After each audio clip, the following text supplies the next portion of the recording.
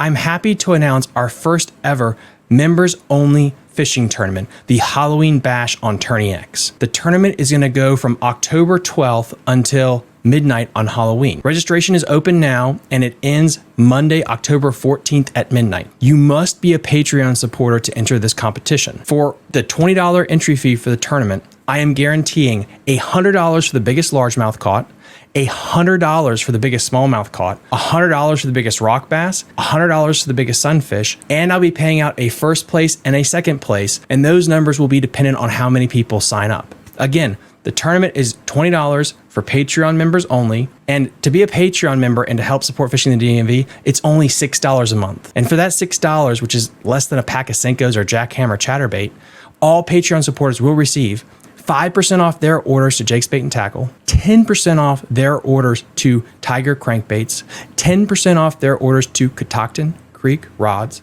They'll also gain access to our private Facebook group community, loads of members-only content, our monthly photo contest giveaway, and of course, for this month, our Halloween Bash fishing tournament. Again, if you would like to join this community and join this really cool fishing tournament, link in the episode description down below. Thank you so much. You're listening to Fishing the DMV with your host, Thomas Ahrens. Fishing the DMV is brought to you by Jake's Bait and Tackle, located in Winchester, Virginia. If that doesn't get you jacked up, I don't know what will. Hello, everybody. Good evening on this Monday Night Live Electric Boogaloo number 2. For the people that didn't watch that abbreviated live stream that we did last night, I had a longer than I expected meeting with the Department of Wildlife Resources for Maryland. I'm on the Black Bass Advisory Board. So I think it felt like it went 3 to 4 hours, honestly. And it was like 8:30 at night. And I wanted to at least talk about what was decided and decisions that are going on with bass fishing in the state of Maryland. And some of it has to do with the Susquehanna River too, because Maryland does have a border with that. Anyway, so I did that, but I wanted to have another show because yeah, my first season is over with the NV KBA. For you guys that don't know, I basically at the end of 2018 gave up tournament bass fishing, and I didn't fish a tournament season from a boat, from a kayak, from nothing after 2018. I had every now and then hop in a tournament here or there, but I didn't commit to a full season. You know, part of it was time.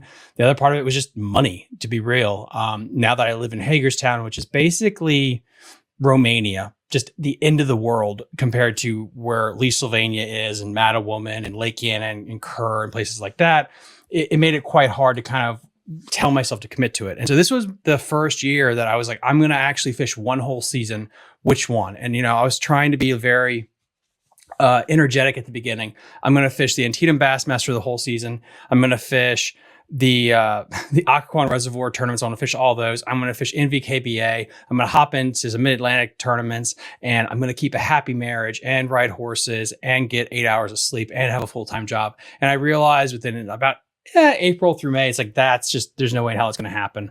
That's just too expensive and not enough time at this point in my life. So I committed to just NV KBA to do the full year. So this was my first full year of fishing a kayak tournament series. This is, believe it or not, my first full year of competition, going from beginning all the way to the end to seeing this through to the championship that we just got finished up with at Lake Anna. So just checking my audio right now. I guess everyone says I sound good. B-Cal, how do I sound? Do I sound okay? Yeah, hit that thumbs up button and like and subscribe. It helps us out in the algorithm, all that jazz. And we'll get going here. Just a mic check real quick before I get started with the shindig that we're going to be talking about today. I do have the call-in number there. I do have the call-in software up and running. So if you did want to have a call-in, that's perfectly fine. Today's agenda really is going to be going and talking about the tournament season as a whole, what I learned from kayak fishing in general as a newbie, and just giving my newbie thoughts on it, not as professionals, but just as someone that grew up in a bass boat, fished out of a bass boat from the time he was like 13 years old, fished high school tournaments, fished college tournaments. 2018, I took 1 year where I just fished all the ABA series I possibly could, finished top 10 in points there, qualified for I think it's called the Forestwood, whatever it's called, the Rays Cup thingy that they did.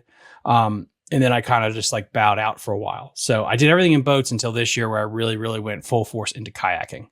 So if I sound okay, I'm assuming I am because nobody is saying otherwise. We shall get into it. B-Cal, if you're there listening, let me know in the comment section. Is it choppy? I know my mic was giving me some issues the other day that was causing a bunch of issues with, okay. thumbs up. Cool. Sweet. Let me check one more thing on the back end here. Make sure that we're on YouTube still. I don't know if that new intro got us dinged or not. Yep, I am surprised. All right, sweet. Yeah, that new intro didn't get us in trouble. I am shocked. Like really shocked. Okay, cool. Good for me. So NV KBA, Northern Virginia Kayak Association, they are the ones that are really down in my area, honestly. Next year, I want to also try to start dabbling with Mid-Atlantic. You got Hagerstown, and you got Northern Virginia Kayak, and you got Mid-Atlantic. So this one's above me here, and this one's down below me. The one thing about NV KBA, the one thing I decided for that is I do have experience on a lot of those lakes in the schedule. Everyone knows the Battle of Five Lakes. Number one, Sleeter's Lake. I literally grew up there. That's where I learned so much stuff about handling a boat, how to use waypoints, how to triangulate, fishing offshore grass, all Sleeter's Lake. So that's one event. Tidal Potomac River, number two. If you fished high school events, you probably fished 50 to 60% of your tournaments there. Lake Anna's on the schedule. Well, Lake Anna is the other 50 to 60, 70% of the stuff. And then you have the Shenandoah River and the Upper Potomac. Both of those I grew up on as well. It was really Sleeters, the Shenandoah and the Upper Potomac is where I kind of cracked my teeth my whole life when I was just fishing for fun. So it was a schedule that I was really, really excited with. And I felt like, okay, I actually might have a chance to do something here.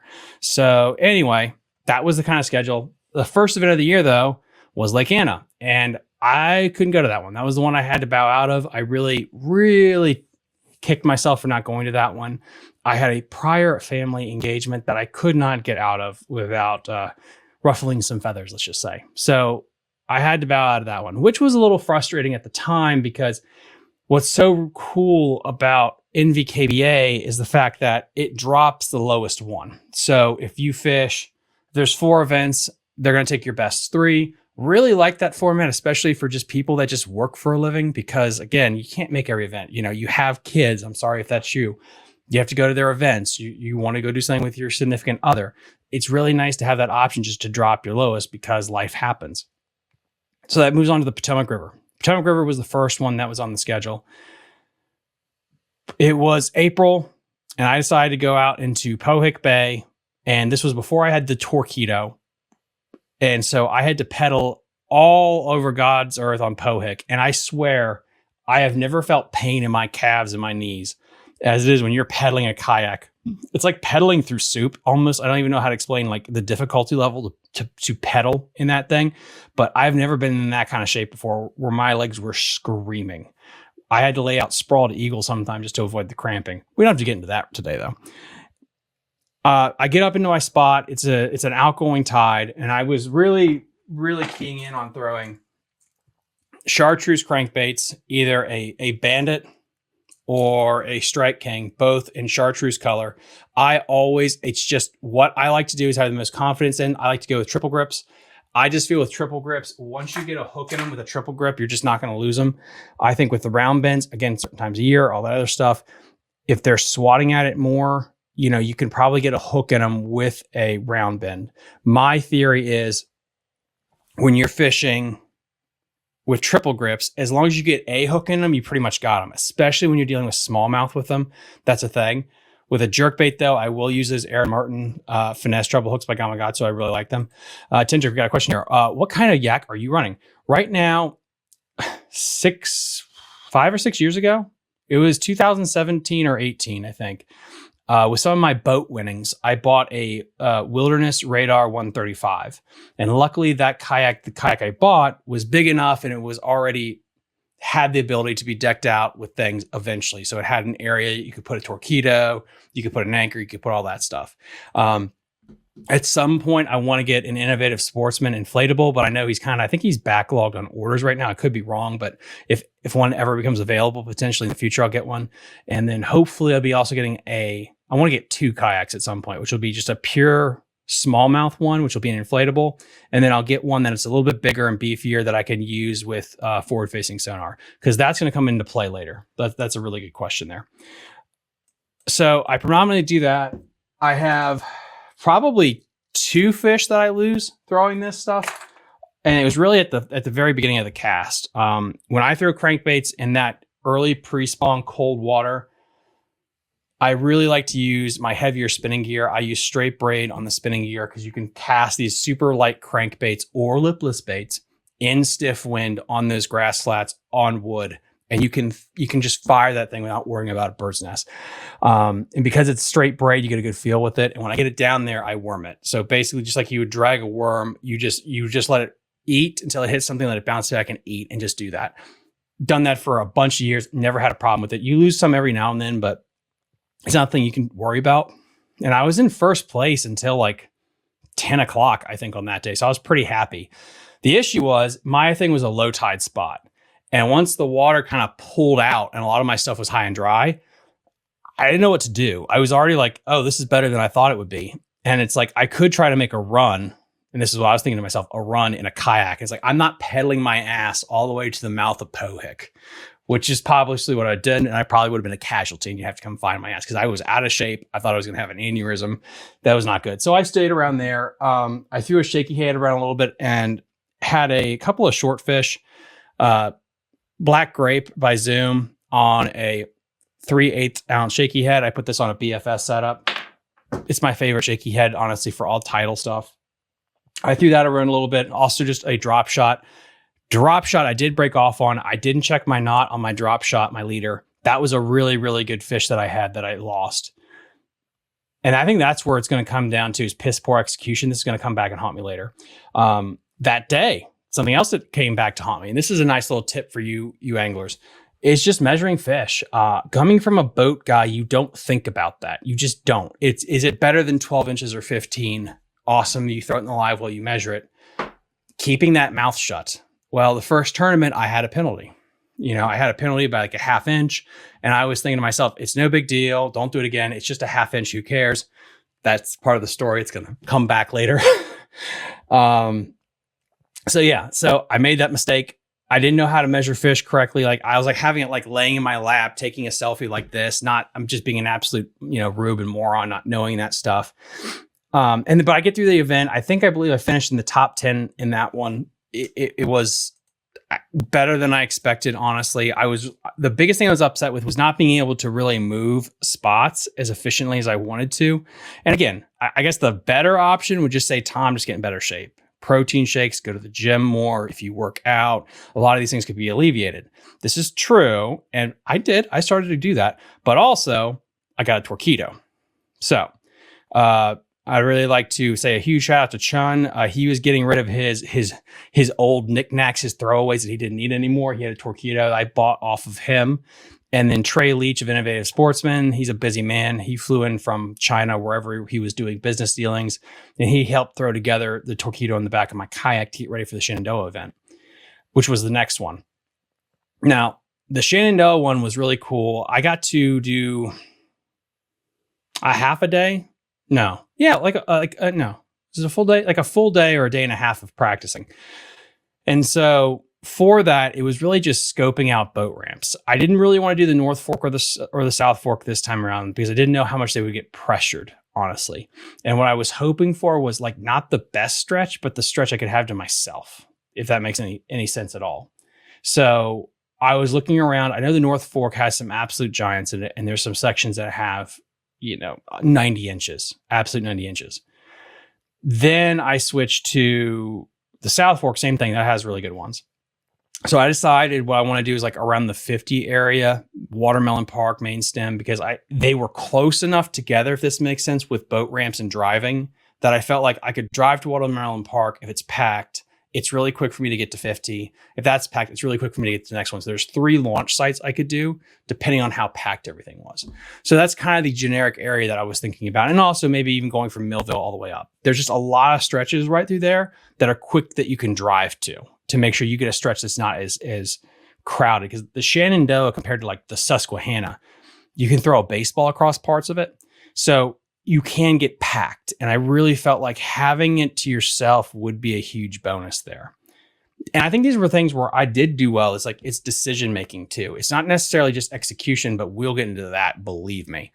It's also about finding an area that is going to win, finding an area that has fish. Because with a kayak, my God, with a kayak, you can't run 2,000 spots. And I don't care how many motors or lithium batteries you put in there. A kayak can't beat a 250 Mercury.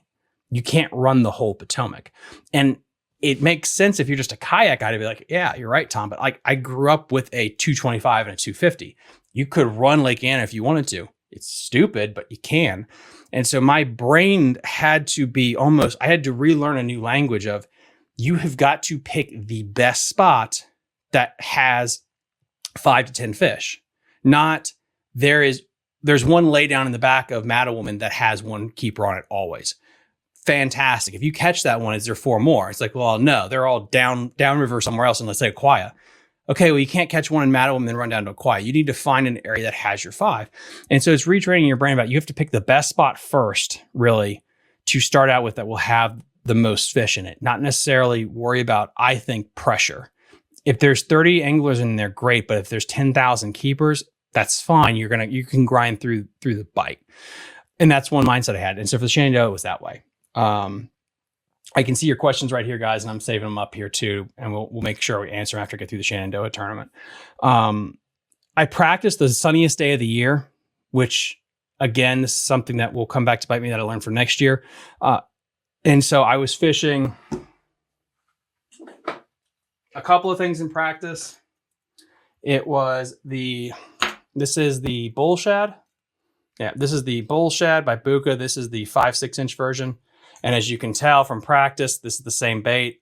It got the crap knocked out of it by smallmouth. I remember there was a conversation, I think it was the NV KBA Facebook. I like the Minimax chatterbait for smallies. You can cut the skirt down a little bit. I just like the size. I don't know. I feel like I still got bit really good. And it just was more appealing to those smallmouth on the Shenandoah River. And then my last and not least, I mean, you guys know it. I love it. Dirty Jig Swim Jig. I put the Rage Tail on there like this. It's a smaller version, in that really nice tactical shad color, smoke shad color. That thing is absolute killer. Those were the 3 baits that I practiced with. And I swear, I had about 18 pounds on the glide bait in practice. And this is an issue because I got so cocky in my head that I had so many fish turn and watching it. I almost broke a muskie off on this stupid thing. I thought, okay, this is great. You know, if I catch 2 or 3 fish that are, you know, this 18 size class, I'm fine. And then I can just lock in a chatterbait or a swim jig and we're okay. Tournament comes the next 2 days. It rains. It just rains. There was a massive storm coming through and there was flood warnings / flood warning in Shenandoah and all this other stuff. And when I did the float, I locked this thing in my hand. And when I got through my first pool that I thought there would be a bunch of fish, I didn't get a single bite. I didn't get a look or anything else. And that right there should have been my cue immediately. This glide bait bite's not going to work. Because the day it was on, it was every pool I went into, I turned fish. I got fish looking at it.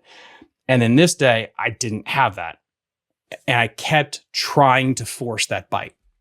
And then by about 10 o'clock, without a single keeper, I smoke a 17 and a half, I think it was, on the glide bait. And I was like, awesome. It took a while, but let's keep pushing the glide bait.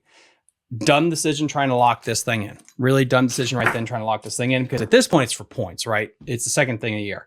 And I waited till about 11:30, 12, and I finally gave that up. And I went to the chatterbait and the swim jig, and I filled a really nice limit. I think I caught another 16, a couple of 16 inches. And I finished, I think it was like a 12th to 10th place, I think I managed.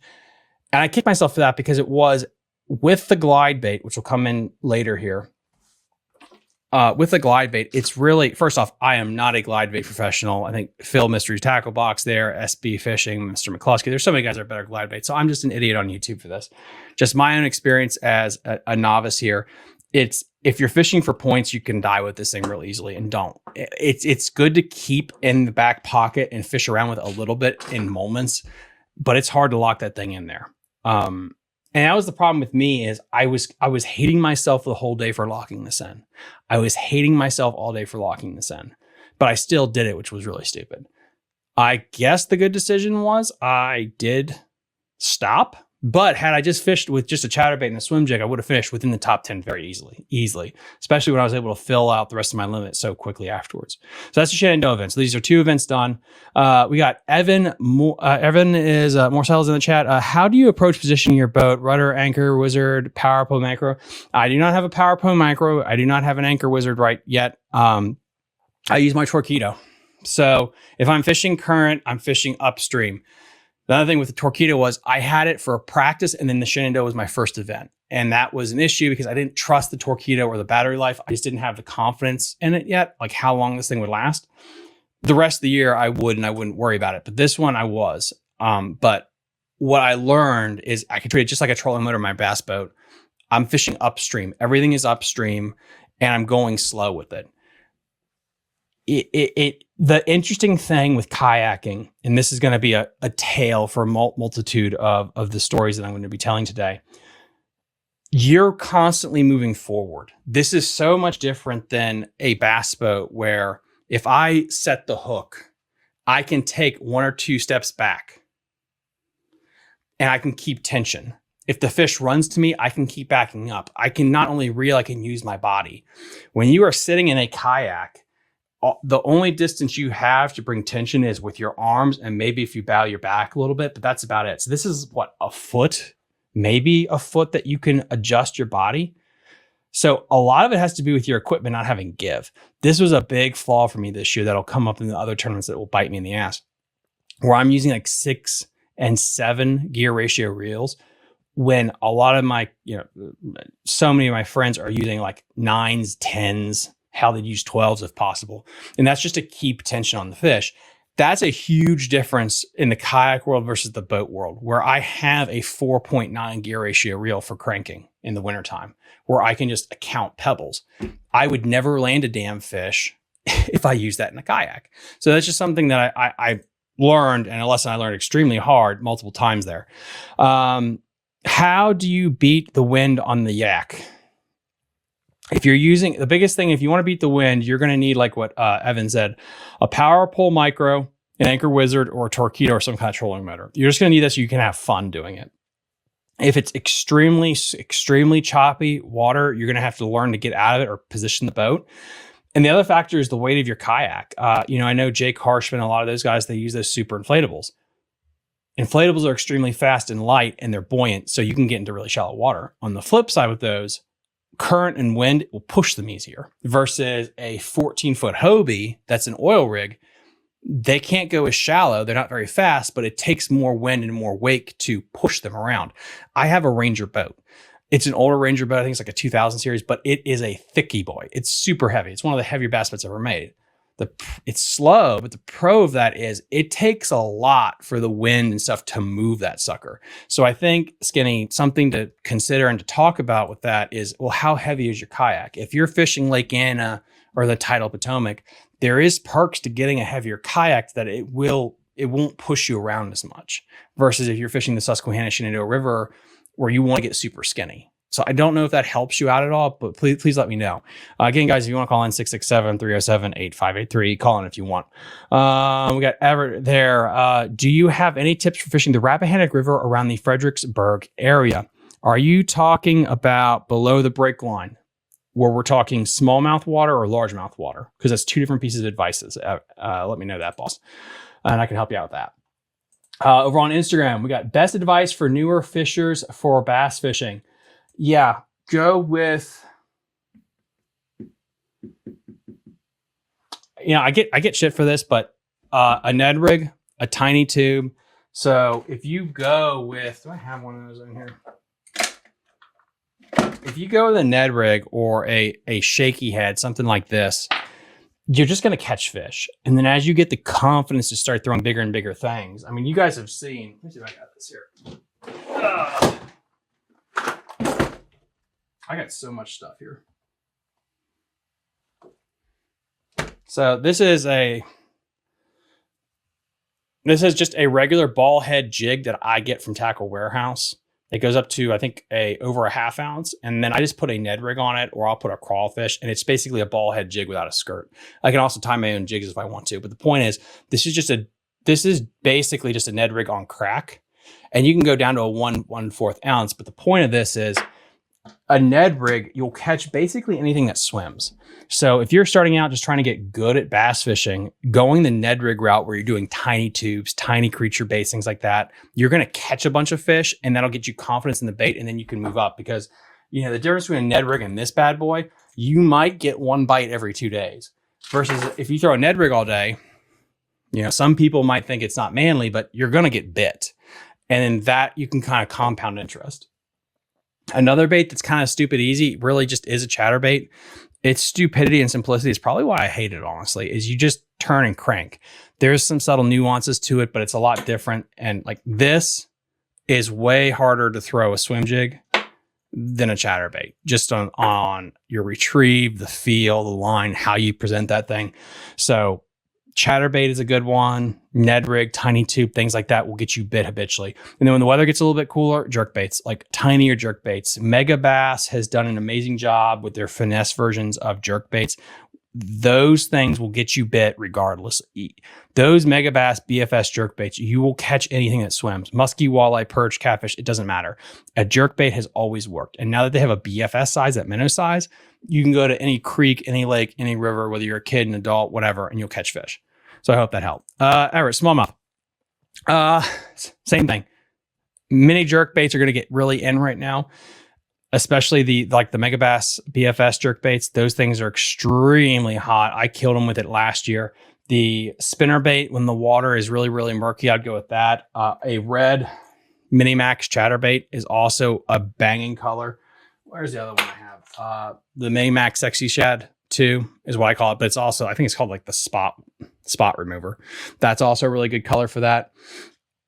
And then you can go with a weightless worm or a minnow bait, which I'm going to be getting into here with my Potomac River tournament here. But yeah, guys, keep the questions coming. So those are those first 2 events. So I'm doing okay in the points. And then we get to the next tournament, which I believe is, the Battle of 5 Lakes. And this is the home one for me, which is fun. It's Sleeter's Lake, Occoquan Reservoir, Burke Lake, Germantown. I pick Sleeter's Lake. I will always pick Sleeter's Lake, even though it might not be the best lake. It's just my home lake. I got big fish last year fishing that place. And I got, I think like fourth or third place last year, something like that, in the tournament fishing Sleeters. But this was also, I didn't practice really for this event, and I didn't listen to practice. I force fed. So I go out on Father's Day because it was a busy day, and I wanted to see what the pressure of the lake was like. Great decision, I think. Honestly, the tournament was going to be held on a weekend, and it could be crowded. And my thought was like, well, let's go out on a weekend that's crowded to see what the boat pressure is like, where people set up. Super smart idea. So I get out there, and I'm doing what God intended me to do on this earth. Right here. I just throw the good old dirty jig swim jig. And so basically with the dirty jig swim jig, I was practicing with that bad boy, and I wasn't getting the bites that I thought I really should be getting. I caught 1 or 2 deep, but something wasn't feeling right. The grass wasn't in deep, all this other stuff. And so I went shallow, and I just started to look shallow at all the grass. And this is where I came up with a technique that really saved my bacon this year. It's just taking a 2/0 to 3/0 screw lock hook and putting your favorite swim bait. I was going with a Kayak, and the reason I went with this Kayak, and this is I want to make sure I get this right for you guys.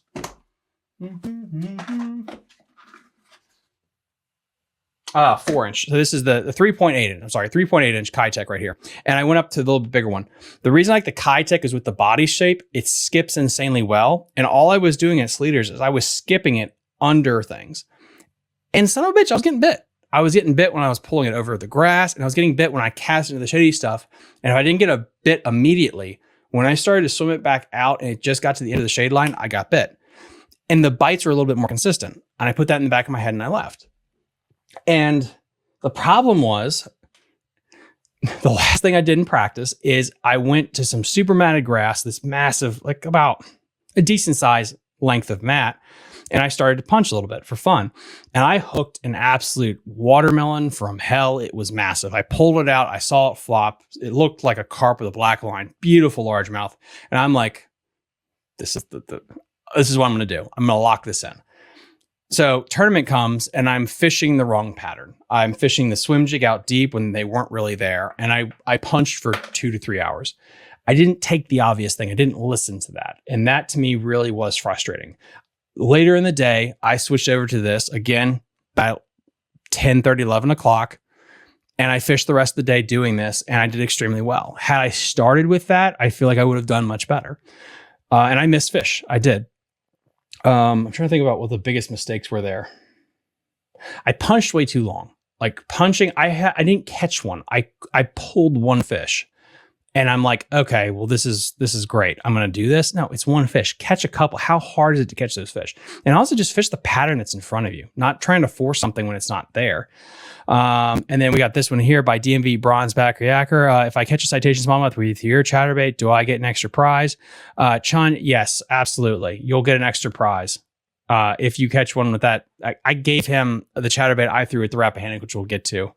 And by the way, guys, Chun will take all of your chatterbaits for you and make sure they work. He'll catch a fish for you. He will autograph it, then send it back to you after he catches fish. So if you really want to be emasculated, just give him a call, email address. He'll take care of you. Skinny says, what's some of the most important things you'd recommend for someone to start kayak fishing tournaments?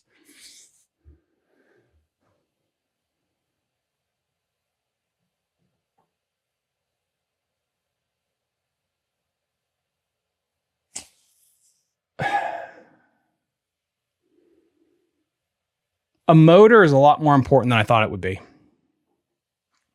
At first, I didn't think, and maybe it's because I had a pedaling kayak versus like a Hobie. Maybe the drive system would be different.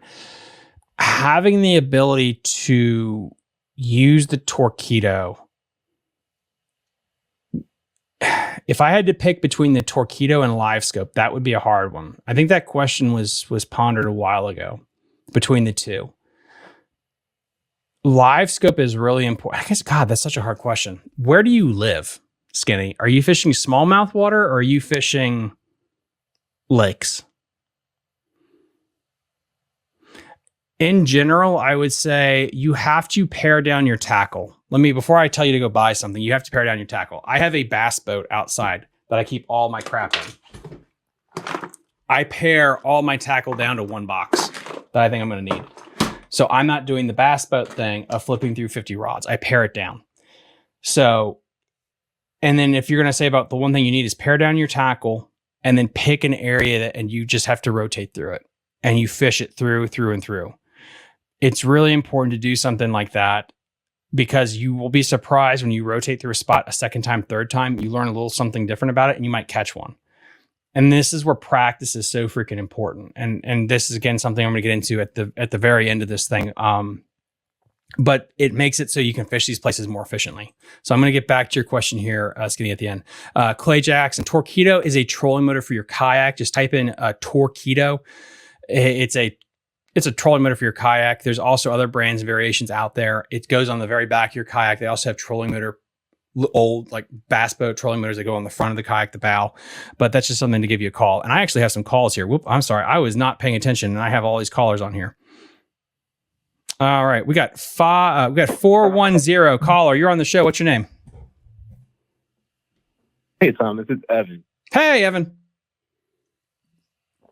Hey, quick question. I hate to break up the flow, but I want to enter your tournament that you have coming up. And I know that I need to join Patreon and all of that, but I was wondering, is this kayak friendly? Is this a CPR tournament? Yeah. I caught the latter end of this when I was watching your episode yesterday. Yeah. So you can be from a boat, a kayak, a floating air mattress. It doesn't matter. Okay, cool. So it's basically catch, weigh, release with a measuring board. The weird thing is because I have so many Patreons that are boaters that want to try to get into this. I told them just for this tournament, you don't have to have a Kitech board. It's nice to have it, but if you have a measuring stick for this one, that's fine. But going forward, we're going to use more official kayak measuring boards exclusively. Okay, sounds good. Well, I'll sign up shortly, and I'm looking forward to it. Thanks, boss. And then, Evan, actually, this is a good thing, plug for you. So Evan is also now on the, he runs the Chesapeake Bay Reel Masters. I don't run. He's part of the management at Chesapeake Bay Reel Masters. And now you are part of the Black Bass Advisory Board, correct? That's correct. At our first meeting, I attended our first meeting yesterday. It was a long one, but it was good. Dude, that's the only frustration part about that is it's just insanely long, some of these meetings. And sometimes it feels like you don't get anything done, but that's bureaucracy. Yeah, but I wouldn't have known about them if I hadn't been on your show earlier. So I'm grateful for that. I'm grateful for you.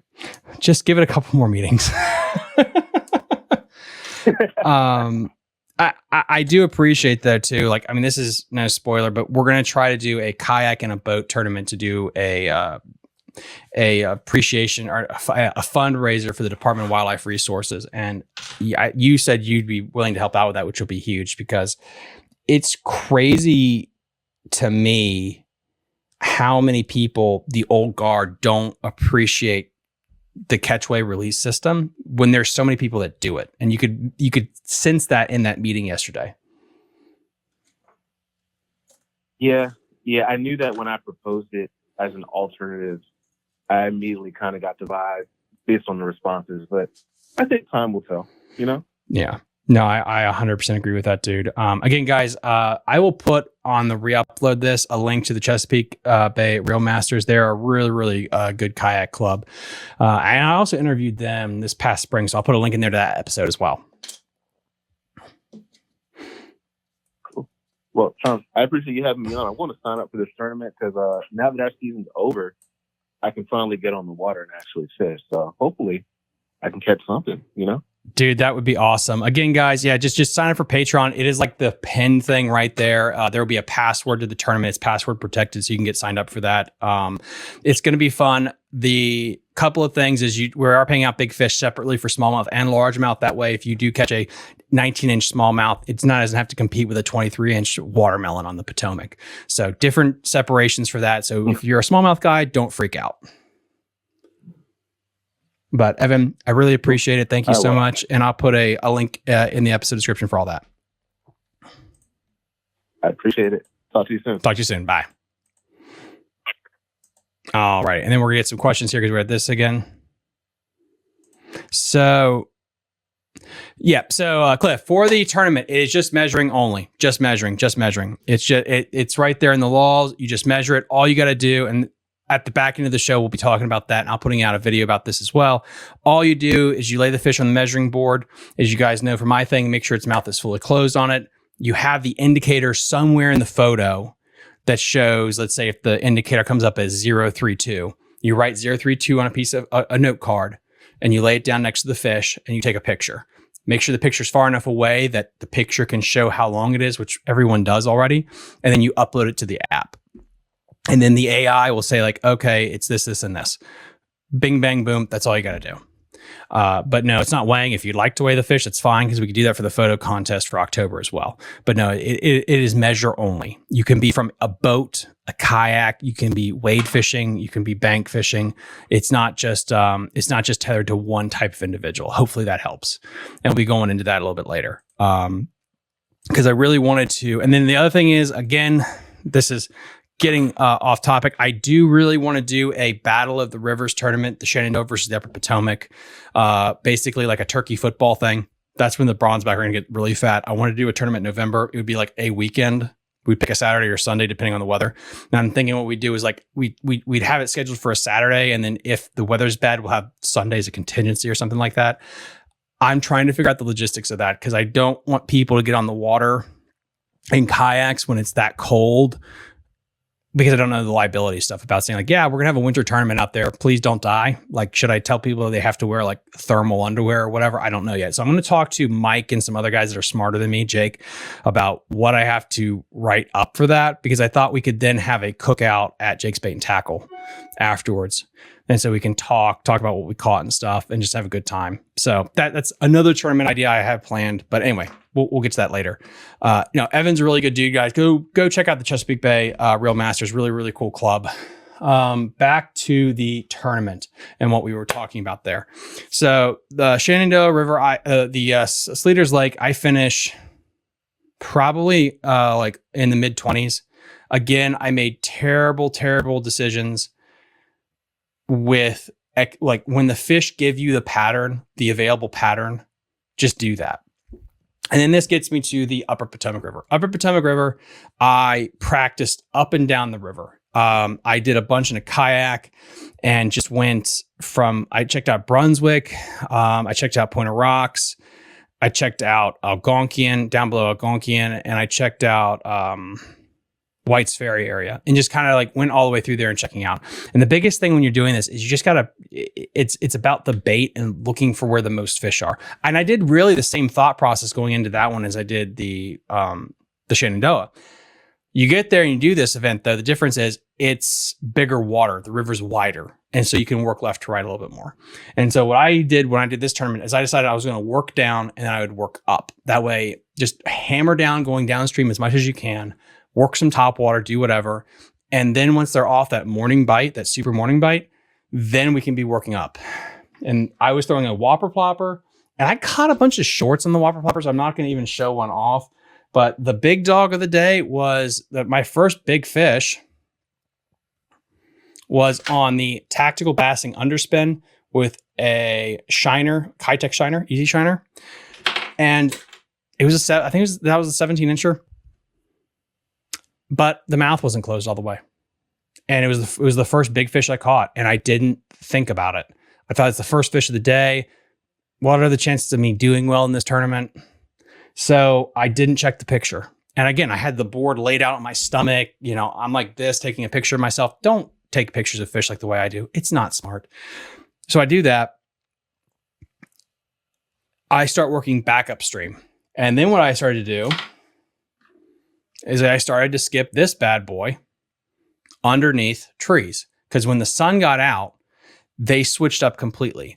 And when that happened, I started to skip this thing around and I started to smoke a couple. And then I'd pick off one or two. And then, so it went from very like that crisp summer morning haze in the morning. And then it switches to hot and sunny. And then it switched to it's going to rain, and it started to be windy and started to spit a little bit. So there's 3 weather conditions there, and I was adapting really well to the conditions. And then when the water started to get some chalk into it, I put this back and I went back to this rock that I just kept having bites on. It was a submerged eddy. It was a nice, beautiful eddy.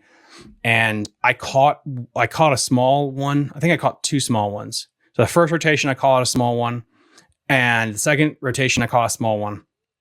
And so I just kept going back. And the water was chalking on a different color, and I fired this thing out there.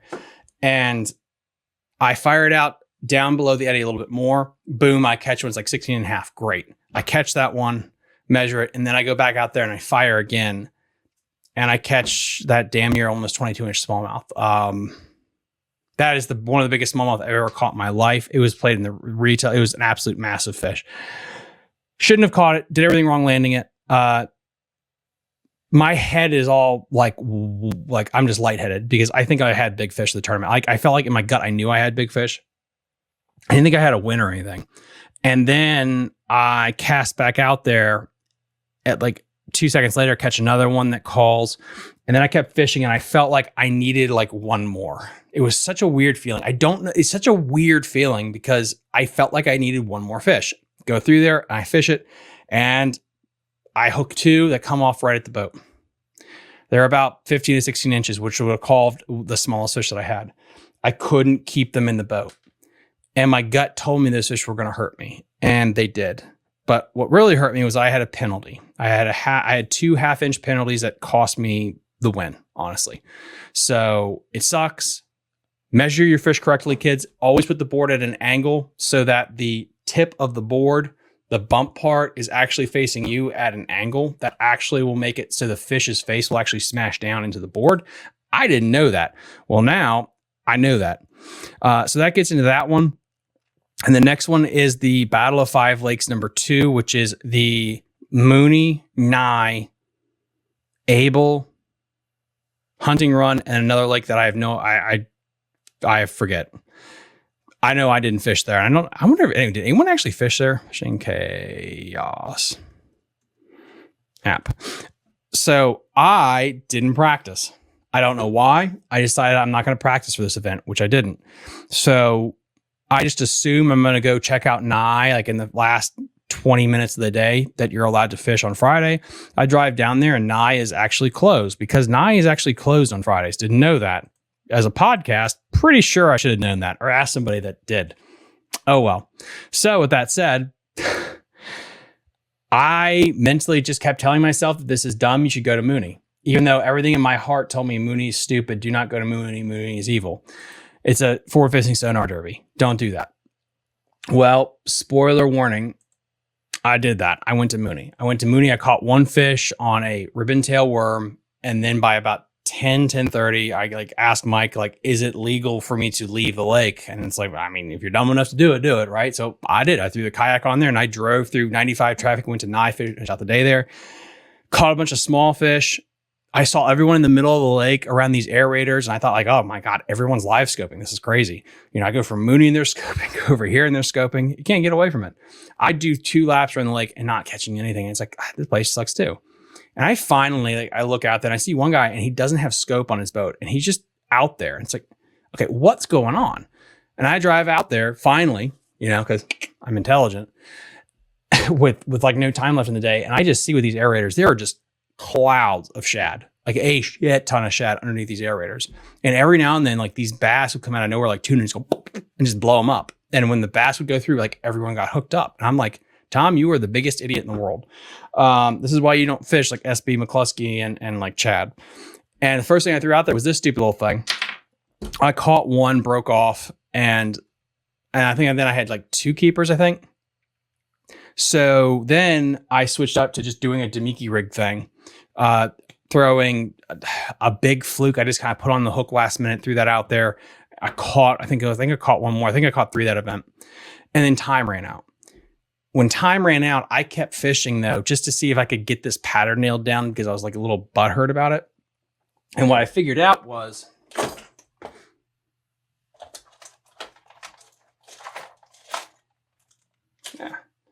that's a drop all these things. What they wanted is they wanted that fluke on a really heavy head. So this is a 1/8 ounce head. And then this right here this is a 3/8 ounce head. I went with a super heavy head because when the third fish I caught, I broke off one in between there on my spinning rod with this. They were hitting it so freaking hard and violently that what I did was going to that heavier head. I put it on a bait caster setup and I could cast it out there and crank really fast through the shad and it would disperse them. And when those fish would hit really hard and truck it didn't bother me because I had that heavier line, so it would really absorb it. And then the heavier the head I went to, the more that thing would drop violently and pick up almost like a hair jig. And I started to catch them. I ended up catching like 6 or 7 keepers in the next 30 minutes after the tournament was over. And so I did that more as like a solemn victory, be like, okay, I did figure out the pattern. Had I just gone to Nye and just sat by the bubbles, I would have caught a limit and done better. So there's that. So with that said, that gets to the Rappahannock River. Good old Rappahannock River. Never been there before. Beautiful river. Really cool. It's really rugged, rural. It feels like it's just wild. Does that make sense compared to like the upper or the Potomac River or the James? Like it's just like not a lot of people fish it. It's very narrow too. Really narrow for a river. In the current rips. So I just used Google Earth and I was going to launch from Hicks Landing because that's where a lot of bass boat tournaments go out of there. So I thought like there'd be fish dumped, like there'd be something there. And I started out with a buzz bait in the morning. The fog was terrible, absolutely terrible. I throw the buzz bait, I go down and work up into this back of the mat. And then you guys, if you're a Patreon supporter, there's like a whole 2-hour breakdown or an hour breakdown we do on the Patreon channel of this tournament. But I ended up losing like 1,000 fish. It was the worst day execution wise I've had in my life where nothing was working. Any fish I hooked just came off. I put a fish on the board, it popped out. And that was shown in the highlights here at the beginning of this live stream.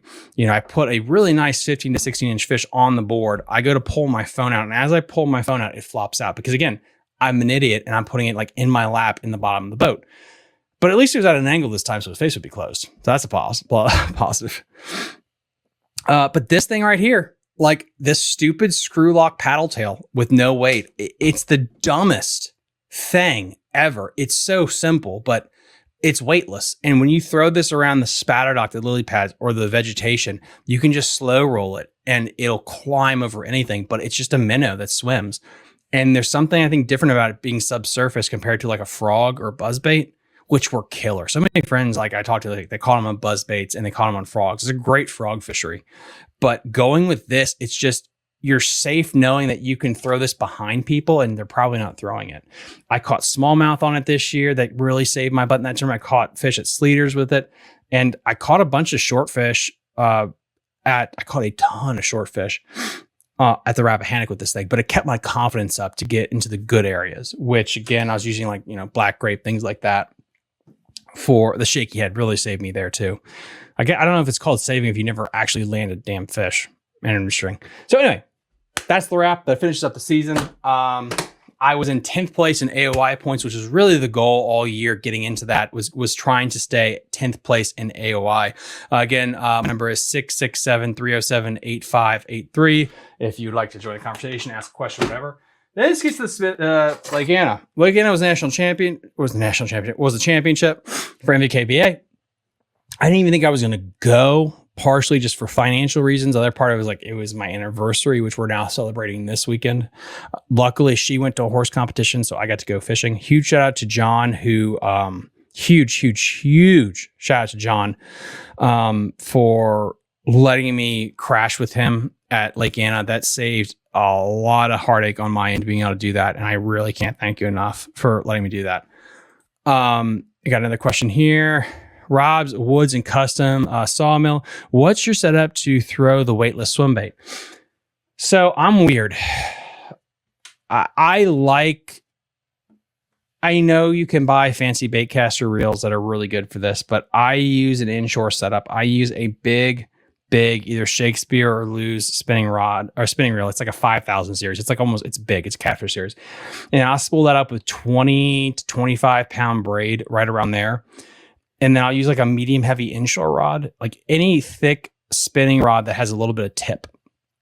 What's nice about that is you don't have to worry about birds nesting with skipping. And I'm in a kayak and it's weird angles. And I can take this and I can sling it under a dock or behind a tree or over lily pads, and I can set the hook and I don't have a problem. Sometimes I will set the drag on it, believe it or not, just a little bit. So on the hook set, it'll give some, but you can experiment with that. But yeah, just a very basic, braided line, heavy spinning rod setup with some backbone, but enough tip to where you can skip that thing. And in a kayak, it's kind of nice to do that, honestly.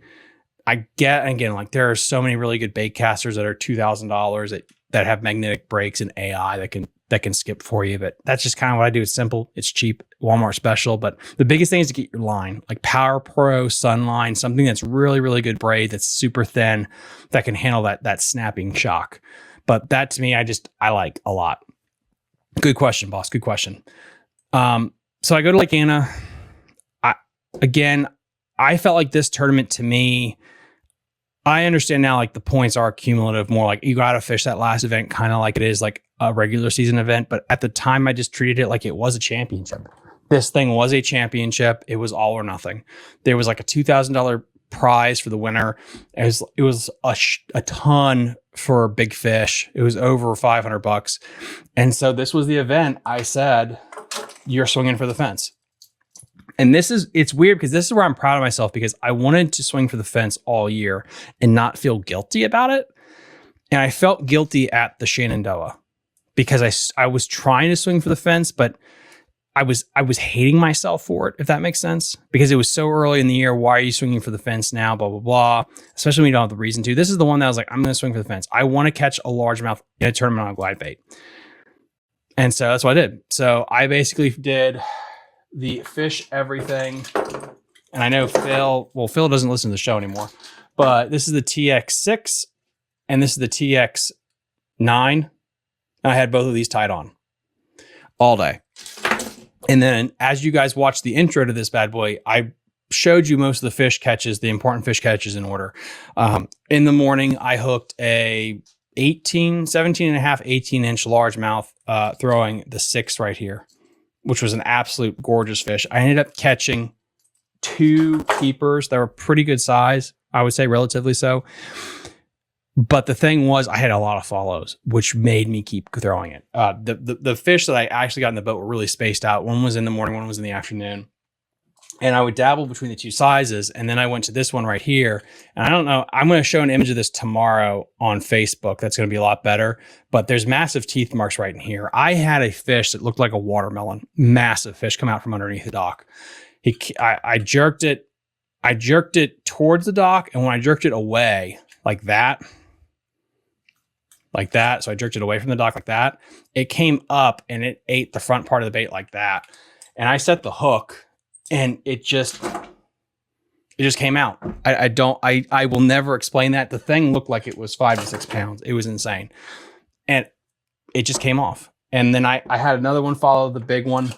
I had 3 or 4 fish all day follow this. And I had a cool moment. And I really think I need to take a picture of this bait and just show it off. But I had an insanely cool moment with the medium-sized one where I was fishing grass, the water willow, and I was jerking. And then I started just to reel it back in to start my next cast, and 2 fish, shit you not, came up at the same time. One hit the top and the bottom, and they hit it like that, and they converged at it and hit themselves and the bait and blew it out of the water within like 10 to 15 feet of the kayak. It was the coolest thing ever. Never seen that happen before. And the problem is those kinds of things happen when you throw glide baits throughout the day, which makes you stick with them. And I get the addiction, because it's not like this happens for 20 minutes and then the rest of the day you don't see anything. Because if that is, it truly is an injustice that you kept fishing it, if that makes sense. But when it's like you catch one and then 20 minutes later, one follows it. And 20 minutes later, one just slacklines you. 20 minutes later, a 10 pounder, let's just say, comes out and pushes it. You get enough action throughout the day that you tell yourself to stick with it. And I think it's addicting, and it's dangerous though, because you're not going to get a lot of bites. And I get with these things though, why you need to learn them. And if you're fishing a team tournament, it would be an injustice if your partner in the boat doesn't lock one of these things in. Let's say if you're fishing Lake Anna right now, your partner should have a swim bait probably locked in his hands. He just should. Because if he has it locked in, all he needs is one. If he gets that fish that ate the front of my bait, that's your kicker. You win big fish at the tournament. It just draws big bites. The thing is, whether you get the big bites or not, that's like musky fishing. You can't. And again, I say talk to a Phil, talk to somebody that fish everything. Abuka, SB Fishing is really good with this. McCluskey. There's so many great guys that are better than me when it comes to the glide stuff. But what I saw was this, and I'm really proud that I stuck with that all day without any guilt. Yeah, I knew I wasn't going to win with this, but I got to learn a lot. I got to learn about fish behavior with it, which is insane. That they just set up at different times, and how you work that thing is so important. Whether it is a slow, methodical thing or the fast twitch. And getting that thing to move in and out. Like, you want to line your casts up to where that bait, when you hit it, it actually goes under the dock and back out, under the dock and back out. And it's really cool. I guess the other thing I learned with that is you gotta focus hard on that. And this is a question I have for chat right now. What do you think is a harder bite to detect? A glide bait bite or a jig? A glide bait bite or jig? Because here is my thing. Now, I'm gonna get killed in comment. That's fine. I think a jig bite is easier than a glide bait. Here's why.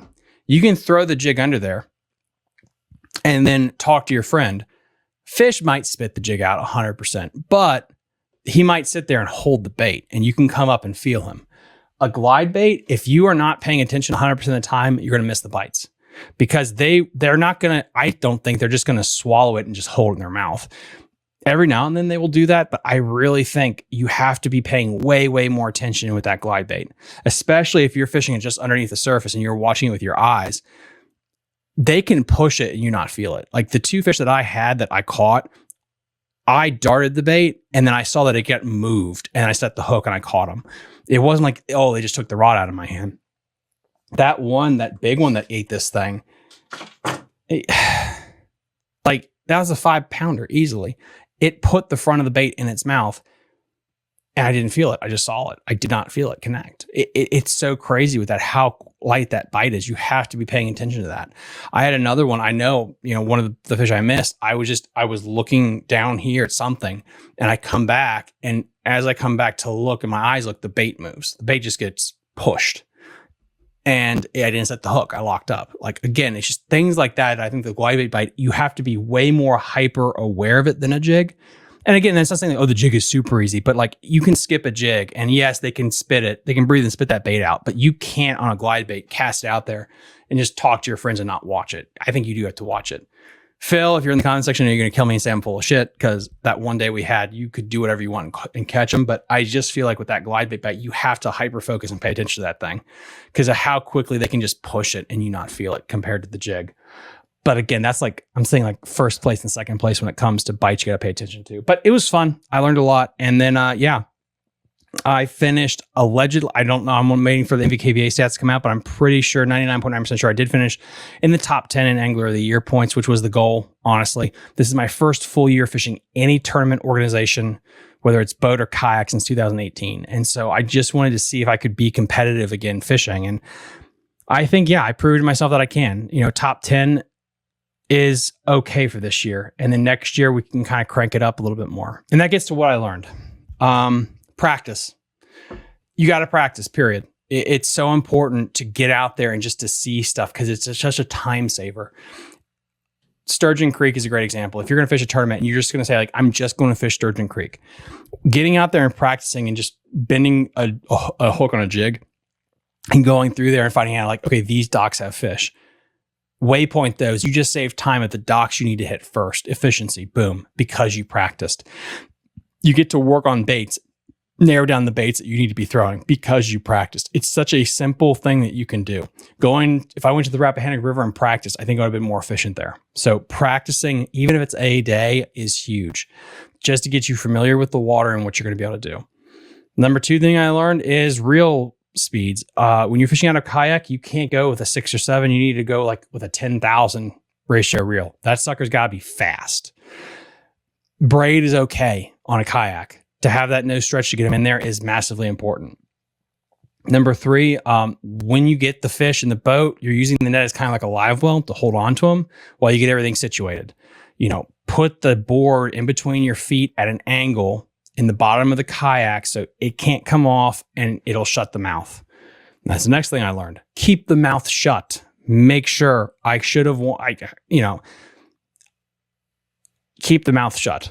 Made enough mistakes with points because I didn't keep the mouth shut. So keep the mouth of the fish shut. Please, please, please. It's really smart.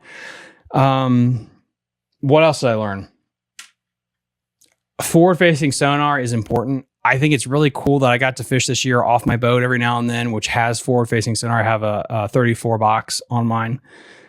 And then I got to fish out a kayak that didn't have one. You definitely do catch more fish with it, period. Is it a lot? No. It's probably, if you averaged it out, 1 or 2 fish more.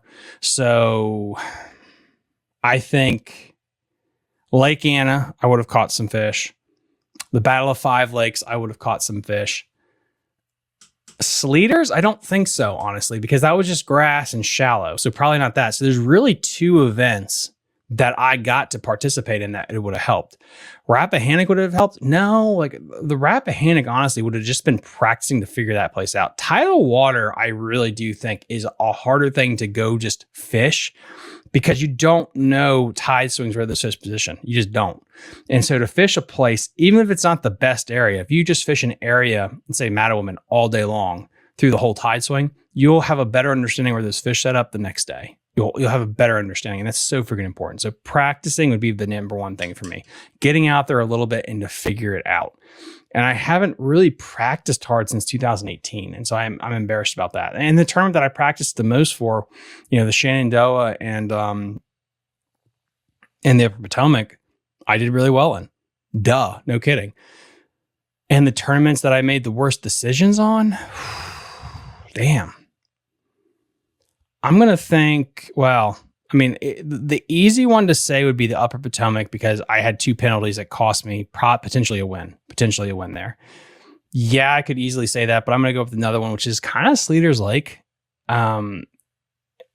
Sleeter's Lake because it's like, it was so easy for me to, the half day I had at Father's Day, the fish told me they were shallow and I ignored it. I mean, I caught a bunch of this, but I wanted to force that stupid swim jig. So that to me would be something I wish I could have back, was just listen to the fish, and you didn't.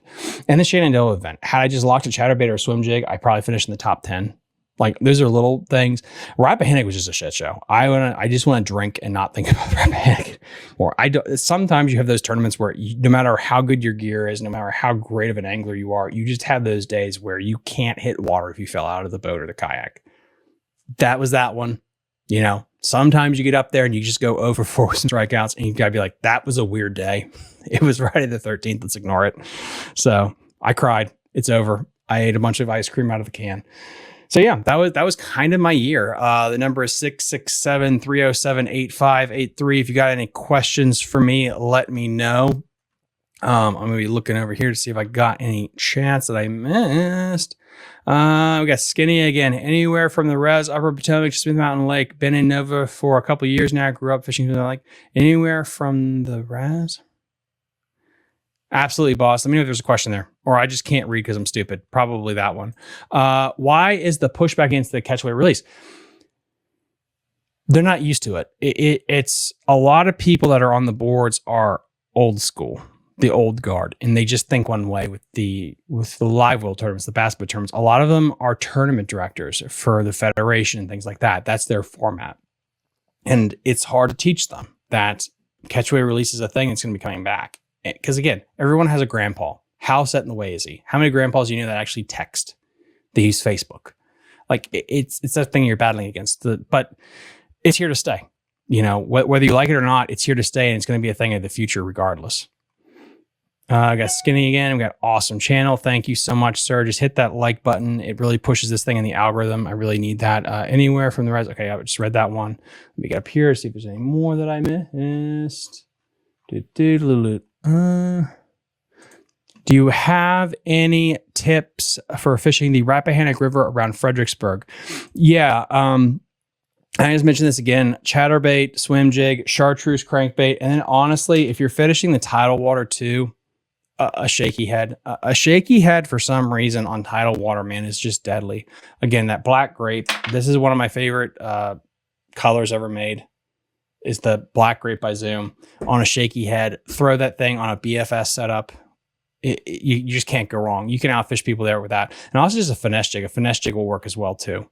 Let's see how common there. Okay, perfect. All right. And then I already did that question there too as well. Perfect. Let me go over to Instagram, check to see if I have any more questions there. Nope. I have best advice for new fishermen. I got that question. Okay, perfect. And then Chase Murphy, what did you catch them on at Lake Anna? A glide bait. It was glide bait. I caught them all on. It was a glide bait.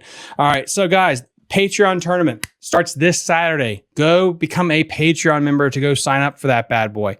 Let me go through that. I'm going to be dropping a video here just to make sure we get all the rules all signed up. I'm going to put this link in the episode description. If you are not a Patreon member, go sign up to be a Patreon member and you can go sign up for this tournament. It's only for Patreon members. I am guaranteeing $100 for the biggest largemouth caught, the biggest smallmouth caught, the biggest rock bass caught, and the biggest bluegill caught. Also, I'm going to be paying out, I'm hopefully between $400 to $500 for the winner, and then about $100 to the person that comes in second place if we get at least 4 more people signed up for the tournament. If we hit that number, then I can easily pay out all those. Again, it's only for Patreon members. How the rules work, it is a measure tournament, a catch, measure, release tournament. So if you have a board, what you do is you put the fish on the board, make sure his face is all the way up against it.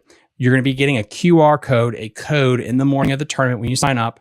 You write the code down and you put that code somewhere next to the fish and then you take a big picture of it and then you submit that to me. Make sure the fish's mouth is perfectly snug against the board and it's completely shut because I don't want to do that weird rule stuff where you have to get mad about them. And the tournament goes all the way until Halloween. Here's the big thing with the tournament. It's 15 bass. It's 15 fish, period, 15. Because there's so many weekends in October and it's a month-long tournament, I didn't want to just do the best 5. I wanted that you had to actually get out there and either have one amazing day catching 15 studs or you have to get out there and fish a bunch of times. That way, I think it makes it kind of fair. So it's going to be your best 15 fish if you're trying to just win overall. And then you can catch the biggest largemouth, the biggest smallmouth, rock bass, and or bluegill. I did the bluegill and the rock bass because I do have a lot of kids that are Patreon members too. You get out there with your dad, your mom, you put the fish on the measuring board, take a picture. I really am interested to see how big a rock bass or bluegill gets caught. Waters. Any public waters. I have Patreon members in New Jersey and Pennsylvania, Virginia and Maryland, and I think North Carolina. So for this one, because it's just for everybody, if it's in open water, it's available to the public. You can't go to Bass Pro Shop and snag them. Don't go to Zet's Fish Hatchery. That doesn't count. You have an aquarium. That doesn't count, of course. So it's pretty open for this one. I just am beta testing this format to see if people like it, if this is something people want to do. The payouts are not going to be insane because this is coming out of my own pocket, but it's just to say thank you for you guys. And the little bit that you're paying for the tournament, which is $20, is to cover for the the Tourney X app. Sorry, not Wiley X's or sunglasses, but the Tourney X app. It helped cover fees. And it covers just a little bit of the purse, and then I'm taking 80% of it. So if this works out great, I definitely want to get another tournament going as well. If anyone has questions about the format or understanding any of it, please let me know. Reach out to me. And that's all I have. If nobody else has any other questions, I'm looking to see if we have any other phone calls in the queue. Nope, those other two people hung up. So sorry about that. So anyway, guys, like and subscribe to the channel. It really helps out in the algorithm. Tomorrow morning, we have another podcast episode. This week, I think we're dropping 5 podcast episodes. It's absolutely insane what we're doing this week. But like and subscribe to the channel. And you're listening to Fishing the DMV with your host, Thomas Ahrens. Fishing the DMV is brought to you by Jake's Bait and Tackle, located in Winchester, Virginia. If that doesn't get you jacked up, I don't know what will.